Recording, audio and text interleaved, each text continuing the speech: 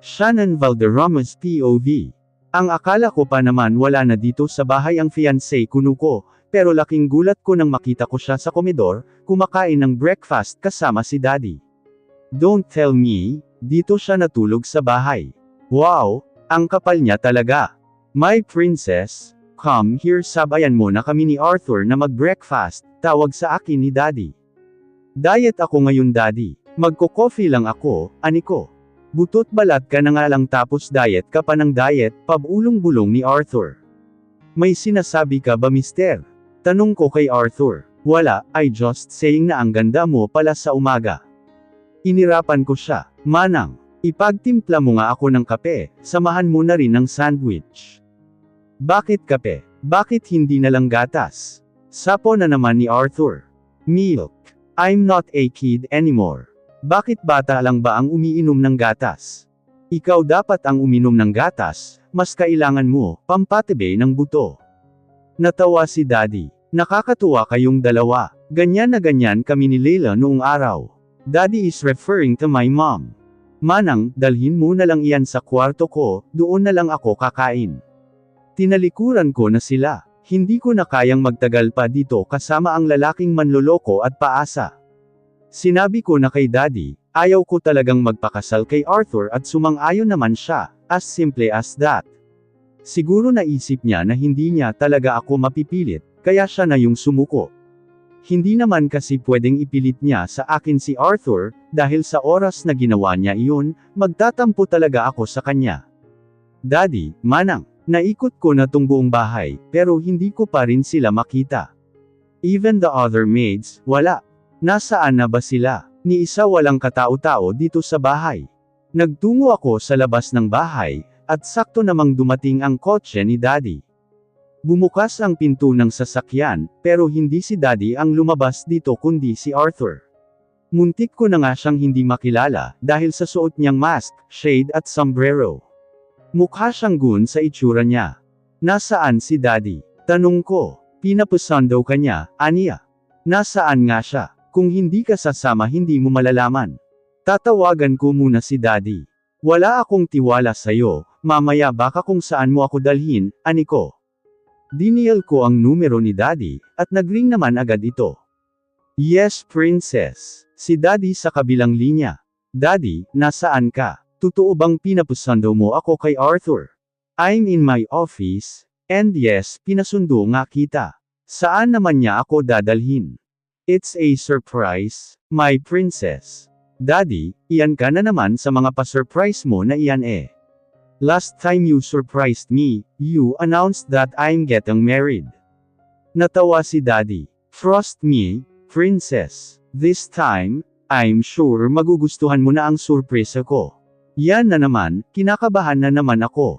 Pagkatapos naming mag-usap ni Daddy, ay hinarap ko na si Arthur. Ngayon na ba tayo aalis? Buti na lang pala nakaligo na ako. Sandali lang, kukunin ko lang yung bag ko. Hindi talaga ako nakakaalis nang wala ang bag ko, nandito kasi ang ilan sa mga personal kong gamit, like phone and wallet, saka makeup na rin. Pagkakuha ko sa bag ko ay agad na kaming umalis. Kaso napansin ko na hindi na ako pamilyar sa daang tinatahak ni Arthur, at halos mag-iisang oras na siyang nagmamaneho. Saan ba naroon ang sinasabing surprise ni Daddy? Arthur, saan mo ba ako dadalhin? Hindi ko na napigil ang itanong sa kanya. Iuuwi kita sa probinsya, very chill na sabi niya, ano?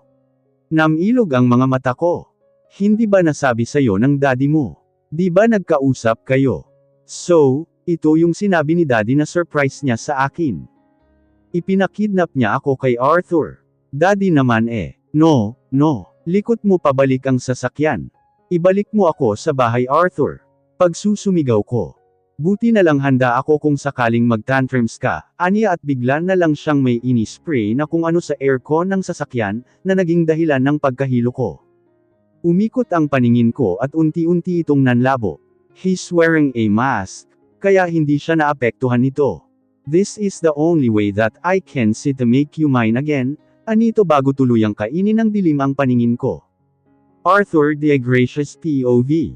Sandali ko munang itinabi ang sasakyan, para ayusin ang pagkakaupo ni Shannon sa backseat. Para maging comfortable ito, hindi mang-alay at sumakit ang leeg. Ang sabi ko aayusin ko lang siya sa backseat pero naiba ang plano ko. Heto at binuhat ko siya at dinala dito sa katabing upuan ng driver seat. Kapag lang talaga tulog siya nagmumukhang maamo, pero kapag gising na saksakan na ng taray, daig pa ang tigre. Shannon, mapapaamo rin kita. Pero I guess, mukhang mahihirapan at matatagalan ako. Well, good luck na lang sa akin. Kapag hindi tumalab ang plan A, may plan B pa naman ako. Ang plan A, ay kidnapin siya at akitin. Ang plan B naman ay be as in buntisin siya, para wala na talagang kawala. Habang nagmamaneho ako, ay pasulyap-sulyap ako kay Shannon. Hindi ko mapigilan Para akong tanggang napangiti. Ngayon na lang ulit ako nakangiti ng ganito. Parang team ang lang. Ibabalik ko si Shannon sa lugar kung saan nagsimulang mahalin namin ang isa't isa. Alam ko, mahal pa rin ako ni Shannon, at gagawin ko ang lahat para lang pagkatiwalaan niya akong muli. Gabi na nang makarating kami sa bahay ko. Napaayos ko na tong bahay, bukod sa mas comfortable ng tirahan ay lumaki rin ito. Kung dati isang kwarto lang ang meron, ngayon 2 na. Meron na rin itong second floor. Hindi alam ng mga taga dito sa baryo na darating kami, kaya walang sumalubong sa amin, sa kagabi na nga rin pala. Hey, baby, we're here. Matulog ka lang dyan. Ako ngayon palang maghahanda na ako, kasi bukas panigurado, once na magising ka ay babugan mo ako ng apoy. Shannon Valderrama's POV. When I opened my eyes, ang bumungad sa akin ay isang silid na hindi pamilyar sa akin. Ang Arthur na iyon. He kidnapped me. Ano na naman bang gusto niyang mangyari? Napatingin ako sa pinto ng bukas ito, at iniluwa ang magaling na lalaki, na itago na lang natin sa pangalang Arthur na may makapal na mukha. Wala na akong sinayang na sandali. Sinugod ko siya at pinaghahampas sa dibdib, ikaw lalaki ka. Ano bang balak mo sa akin ha? Bakit mo ako dinala dito? Iuwi mo na ako. Ayaw ko dito. Ayaw kitang makasama. Shannon no, hindi kita iuuwi. At bakit hindi? Ano ang gagawin mo? Gagawin mo akong bilanggo dito. Alam mo bang pwede kitang ipapulas sa ginagawa mong to? Hindi ako takot sa pulis, Shannon sundalo ako, remember? Wala akong pakialam. Ang gusto ko iuwi mo ako sa amin. Shannon, ito na ang bahay mo. From now on, dito ka natitira, kasama ko. What? No. Ayaw ko. Ibalik mo ako sa amin. Hindi kita ibabalik sa inyo, hanggat hindi mo sinasabi sa akin mahal mo pa rin ako. I laughed crazily. Ano bang pinagsasabi mo dyan? Are you out of your mind? Nahihibang ka na ba ha? Hindi na kita mahal Arthur. At sa tingin mo ba porke ibinalik mo ako dito sa lugar na ito, ay mai-inlove ulit ako sayo? Natawa ako. That will never happen. Alam mo kung bakit? Kasi nakakadala kang mahalin. Kasi manloloko ka. Kasi paasa ka. Kitang-kita ko ang dumaang lungkot sa mga mata niya. Bigla akong nakaramdam ng guilt, pero agad din ito nawala dahil na-realize ko na he deserved it. Mas masakit pa dyan yung naramdaman ko noong pinaasa at iniwan mo ako. I turned my back to him. Pakilock na lang yung pinto kapag lumabas ka na, ani ko pa at tinalikuran na siya. Hindi ko pinapansin si Arthur. Bahala siya sa buhay niya, magmatigasan kami.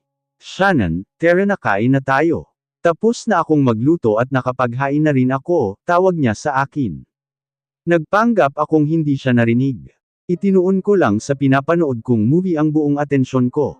Shannon, hanggang kailan mo ba ako iiwasan at dededmayin? Hanggat hindi mo ako inuuwi sa bahay, sagot ko. Shannon, how many do I have to tell you na hindi pwede? Hindi pwede hanggat hindi ko sinasabi ang bagay na gusto mong marinig, ganoon ba? Hindi lang to tungkol dyan Shannon. Then saan pa? Gusto kitang makasama. Gusto mo akong makasama. Really? Kung ganoon bakit mo ako iniwan noon? Shannon, ganito kasi yan. Hep, pinatigil ko siya. Hindi pala ako interesadong malaman, for sure kasi walang kwenta iyang dahilan mo. Baliw talaga tong lalaking to. Sinusungitan ko na nga, pero nakangiti pa rin siya na parang syunga. Anong nginingiti mo dyan? Tinaasan ko siya ng isang kilay. Wala lang, I just find you so cute. Huwag ka padala sa mga flowery words niya Shannon. I reminded myself. Ikaw lang talaga yung babaeng maganda pa rin kahit nagsusungit, hirit niya pa. Share mo lang. Ani ko. Bigla siyang humagalpak ng tawa. Sinaman ko siya ng tingin. Anong nakakatawa? Umiling siya. Nothing, aniya pero parang Tim ang nanangingiti. Nababaliw na ang Arthur nyo. Naisip kong magpahangin dito sa balcony, para kahit paano ay malamigan ang ulo ko, masyado na kasing pinapainit ng Arthur na iyon. Hindi ko na siya dapat iniisip pa, dahil masisira lang ang araw ko. Huminga ako ng malalim. Ang ganda ng view mula rito. Wala akong ibang nakikita kundi kulay berde. Ang relaxing lang ng view. Akala ko talaga sa ibang lugar ako dinala ni Arthur, hindi pala. Ito pa rin pala yung lugar na tinirahan namin noon, na bago lang yung bahay, lumaki ito at gumanda. Shannon, ayan na naman siya. Bakit ba ayaw niya akong tigilan? Ha, ano na namang kailangan mo? Tara mamasyal tayo, yaya niya. Ayaw ko, tipid kong sabi. Sure ka. Maraming tindang pagkain sa pupuntahan natin. Akala niya siguro ako pa rin yung dating madaling yutuan. Hindi ako interesado. Kung gusto mong pumunta, isama mo yung sarili mo. Hey baby, huwag mo akong matawag-tawag sa endearment na iyan, nakakasuka, kinikilabutan ako. Kung ayaw mo talaga, sige si Ira na lang ang isasama ko. What? Ira? Teka, pidgel ko sa kanya at hindi ko alam kung bakit ko ito ginawa. Heist. Mamaya kung anong isipin niya. Yes. Abot tenga ang ngiti ng Takmol. Enjoy, magpakasaya kayo. Labas sa ilong na sabi ko. Talagang magpapakasaya kami. Abat kailangan pa talagang ipaduldulan sa akin. Magsama kayo. Ang kapal niya. Isasama niya si Ira. I don't care. Iniwan ko siya at pumasok ako sa kwarto. Isinara ko ang sliding door na konektado sa balcony. Bahala siya. Diyan siya dumaan, tumalon siya. Shannon, buksan mo to. I stuck out my tongue at him. Ang magaling na lalaking iyon. Talagang tinutuon niya ang pagsama kay Ira, kainis siya. Ikaw naman kasi talaga yung sinasama niya, kaso pakipot ka pa wika ng kabilang bahagi ng utak ko. Hindi ako pakipot. Ayaw ko lang talaga siyang makasama. Talaga ba? Kaya pala para kang pos ang hindi mapaanak, hindi mapakali. Minsan tong utak ko parang hindi kami iisa. Madalas akong salungatin. Ayaw na lang aminin na mahal mo pa, para matapos na, ani pa ng utak ko. Hindi naman kasi ganoon kadali iyon, sinaktan niya kaya ako. Kaya gusto mo rin siyang saktan, ganoon ba? Hindi ganoon. Ayaw ko lang ulit umasa sa kanya. Tignan niyo naman kasi, dinala niya ako dito. Gusto niyang malaman if I still love him. Then what? Anong kasunod? Wala di ba? Wala akong mapanghahawakan sa kanya. Ang labo lang kasi. Gusto niyang mahalin ko siya, pero paano siya? Mahal niya ba ako? Ang gulo di ba? Hindi ko ma-figure out ang mangyayari sa aming dalawa. Saka kung talagang seryoso siya sa akin, bakit may Ira pa siya? If he really wants to win me back, then dapat sa akin lang siya nakafocus, sa akin lang. Ano ba yan, hindi ka pa rin marunong magluto? Si Arthur na bigla na lang lumitaw sa tabi ko. Abala ako sa pagluluto. Oo, marunong na ako, ipal lang talaga tong si Arthur. Paki mo ba? Hinihingi ko ba ang opinyon mo? Pagtataray ko. Sungit, he murmured. Kung ayaw mong masungitan, pues huwag mo akong kausapin, ani ko at itinuon ko na lang sa nilulutong pancake ang buo kong atensyon. Masarap ba iyan? Tanong niya. Naman, ako nagluto nito Saka, hindi ka rin naman makakatikim, kasi pang akin lang ta. Dahil, yung luto ko kinakain mo, tapos yung sayo hindi ko pwedeng kainin. So, sinusumbat mo sa akin, ganoon. Shannon, hindi yan ibig kong sabihin. Ibalik mo na kasi ako sa amin, para naman hindi kita naabala, at para hindi ka nagrereklamo dyan. Shannon, hindi sa ganon. Hindi daw, kakasabi mo nga lang. You know what, Shannon? Kung inaakala mo na madadaan mo ako sa mga pagtataray at pagsusungit mo nagkakamali ka, pero pasensyahan tayo, kapag ako napikon sa'yo, humanda ka dahil masarap ako gumanti.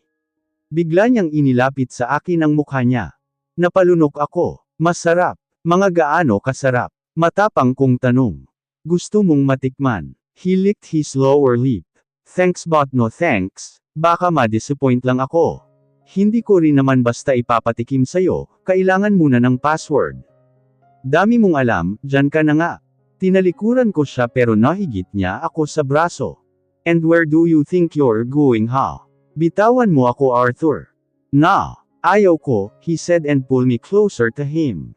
Ano ba, Arthur? Bitawan mo nga ako. Kumikawala ako sa pagkakahawak niya. Sobrang lapit namin sa isa't isa, yung tipong isang dangkal na lang layo ng mukha namin sa isa't isa. Siguro nga madami nang nagbago sa'yo, pero ikaw pa rin ang senyorita ko. He said huskily. Since malapit nga kami sa isa't isa, nasasalo ko ang hininga niya, tumatama ito sa mukha ko, ang init at ang bango nito. At ngayon ko lang din napansin, nakapulupot na sa bewang ko ang mga braso niya. Binaklas ko ang braso niya sa bewang ko, doon ka na, tapusin ko pa tong niluluto ko. Buti na lang talaga napatay ko yung kalan kanina, kundi sunog ang abutin namin. Hi Shannon, masaya akong makita ka ulit, bati sa akin ni Ira. Oo, nandito siya sa bahay. Pinapante siya dito ng magaling na si Arthur. Nang iinis ba talaga siya? Hello, balik-bati ko, pero hindi ko sasabihin na masaya din akong makita siya. Ayaw kong magpaka-plastic. Lalo kang gumanda, Anya. Salamat. You too, Aniko, totoo naman na lalo siyang gumanda. Siguro nagpapaganda talaga siya para kay Arthur, lalo pat napapadalas ang mga pag-alis-alis nila.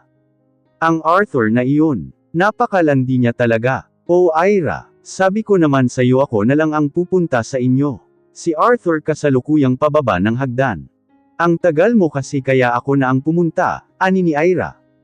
So, Terrell na. Oo, sagot ni Ira. Una na kami, Shannon, baling niya sa akin. Sige lang, Aniko. Umalis na sila. Buti pa nga si Ira nagawang magpaalam, pero si Arthur hindi. Nasasaktan, iyan ang estado ng puso ko ngayon. Ang arte-arte mo kasi, Shannon. Siguro nagsawa na siya sa kakasuyo sa akin. Bakit nga ba naman kasi siya magpapakahirap sa akin, nandyan naman si Ira na mukhang may pagtingin pa rin sa kanya. Tumulo ang luha sa aking mga mata.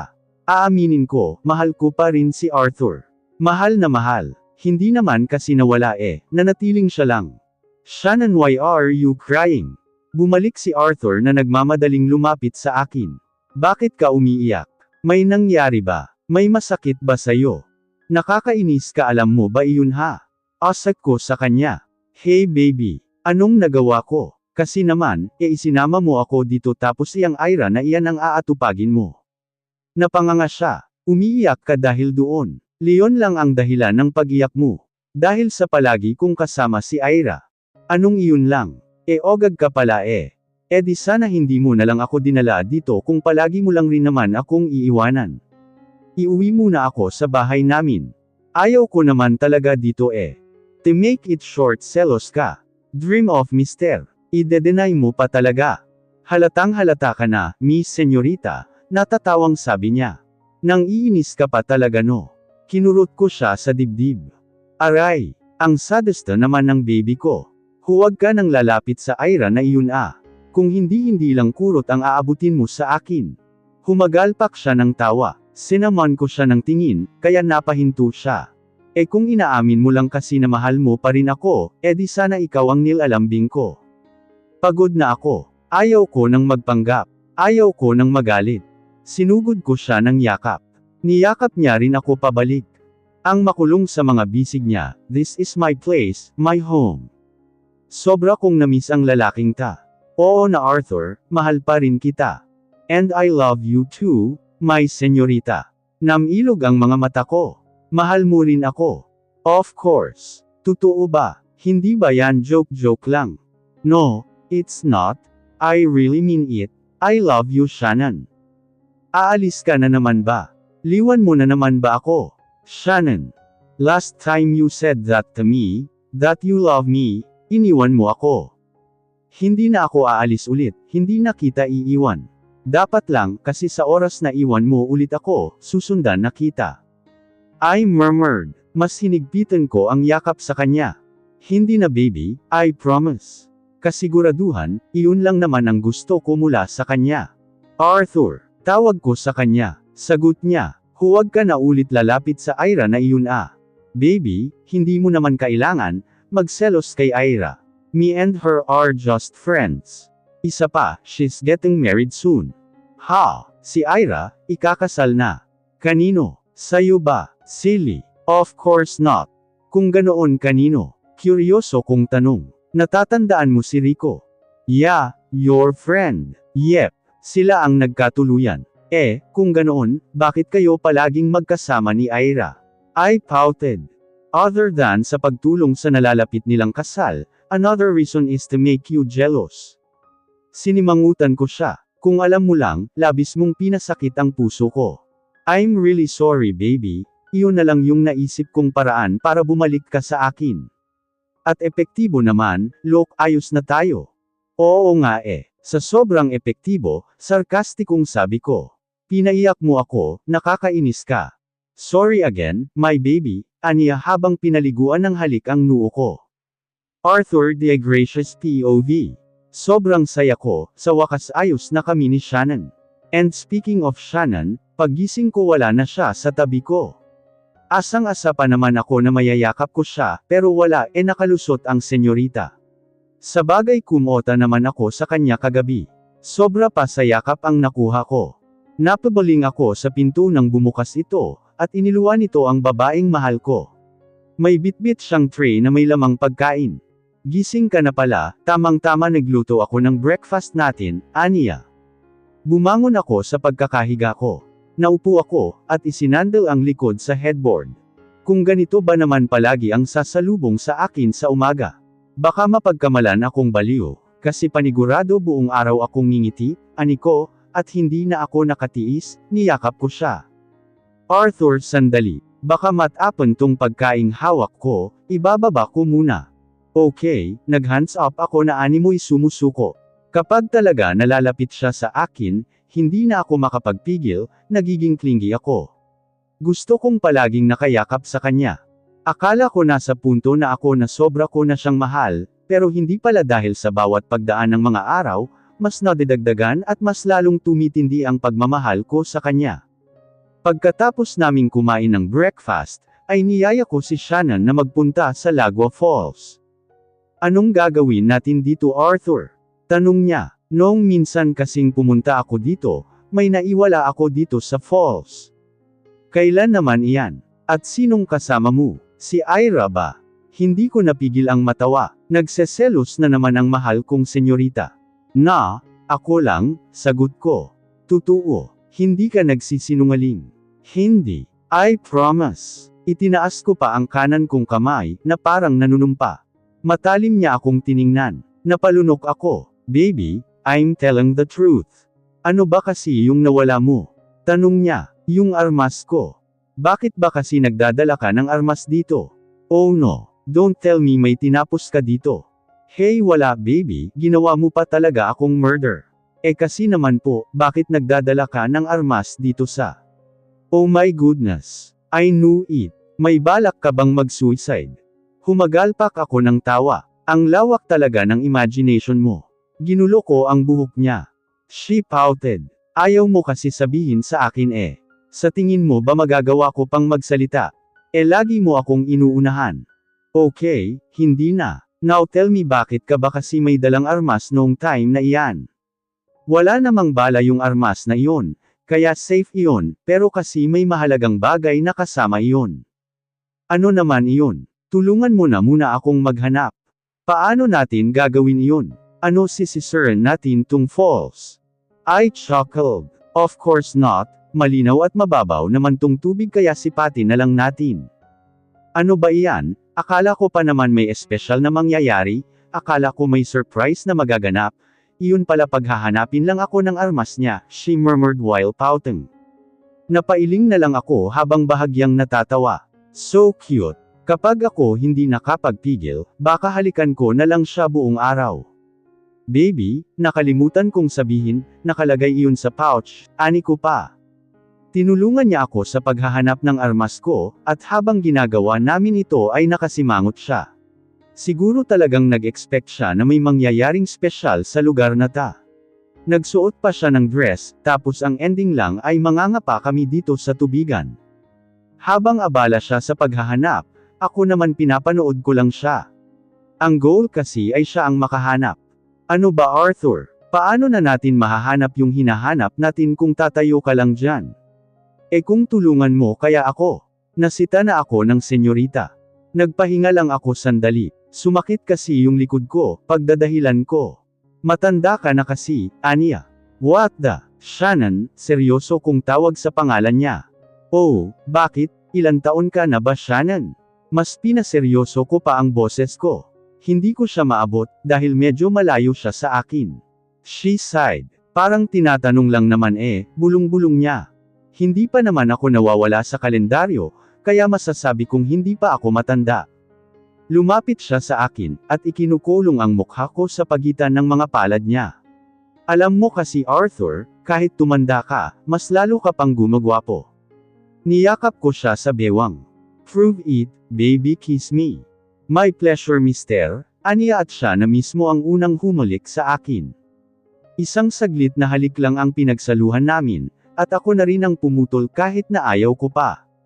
Kailangan mong magpigil Arthur, mamaya ka na lang bumawi. Bumalik kami sa paghahanap, siya lang pala, oh my Arthur. Nakita ko na, nagtatalon si Shannon habang hawak ang pouch na may lamang armas. Ito ba iyon? Nagmamadali siyang lumapit sa akin at ipinakita ito. Iyan nga, ani ko. Teka, armas ba ang laman nito? Bakit parang hindi naman? Open it, nang makita mo. Binuksan niya ito. Niloloko mo naman ako Arthur. Puro bato naman ang laman nito. Mocktail niya. Bakit hindi mo kasi tingnang mabuti? Sandali nga. Umahan siya sa tubig. Nakasunod lang ako sa kanya.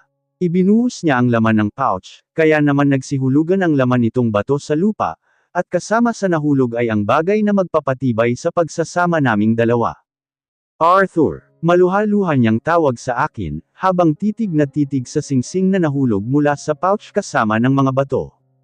Bahagya akong yumuko at pinulot ang singsing. Tapos sinundan ko na ng pagluhod sa harapan niya. Will you marry me, my senyorita?